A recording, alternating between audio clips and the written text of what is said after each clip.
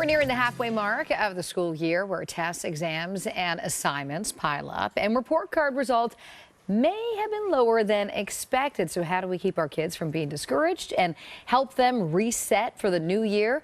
Tania DaSilva, Clinical Director at Behavior Matters, joins me now. All right, Tania, so our child comes home and their report card, their mark is a little lower than we expected.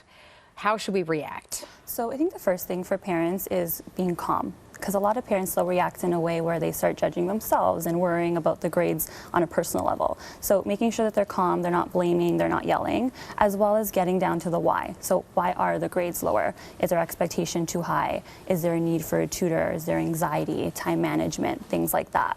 And while we're doing that, making sure that we're validating their experiences and empathizing with their disappointment. And I guess that is, dealing with that disappointment is also how we're going to help move forward. How do we help deal with that disappointment, which is what you're saying right here, and then moving forward, turning the page and going, okay, now let's try and reset. Exactly. Here's what we need to do. Yeah, so I think it's literally doing that, right? It's taking that solution-focused approach. So do we need to speak to the teacher? How can you advocate for yourself? Do we need extra support? So what does that why look like? So why is it so low, and what are we doing, and focusing on the steps to move forward. Let's talk about some of those steps and setting appropriate expectations. Exactly. Yeah. Because I think a lot of parents don't set healthy expectations for their child. Well, and that's the thing, is each child's different too. So if you have more than one, maybe yes, one of your children is doing really well, and then you're setting that same expectation for your second or third child, but they're a different person, right? So I think it's meeting your child where it's at, seeing what is a realistic expectation.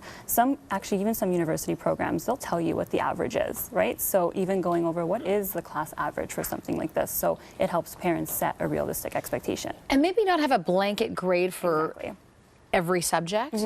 Each subject, probably like every child, deserves a different range, right? Exactly. Yeah. Based on your child's strengths and weaknesses. Absolutely. Another really good way to support kids, because sometimes there is that social or emotional piece that goes into it too. Sometimes they don't know how to advocate for themselves. They don't know how to manage their stress. So in addition to the academic supports, looking at what supports are in place for that. So some of our programs focus on that, where how can you be assertive? How can you advocate for yourself? How can you manage and cope with the disappointment or the anxiety? And then a lot of programs similar to the ones at Behavior Matters, like, they do have a parent component, so gives parents those strategies. So they're asking the questions, how can I support them? Well, here's step by step what we can do.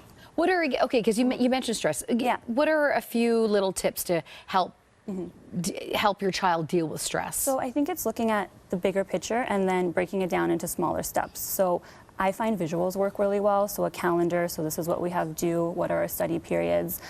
Also looking over their calendar in general. Is your child overly scheduled? Do they have time to study and take on everything that's coming their way? So a really easy one is just breaking down the task, getting a calendar in place, putting visuals, helping them kind of move through that, even sitting with them just once a week and kind of looking over what they're getting, what they're not getting, right? So we can be preventative instead of intervening when we see that the grade isn't there. Okay. All right, Tania DaSilva, thank you so much. If you have a topic or issue you'd like us to discuss on Parenting Playbook, email me at carolyn.mckenzie@globalnews.ca. We're going to take a short break here on The Morning Show. Stay with us.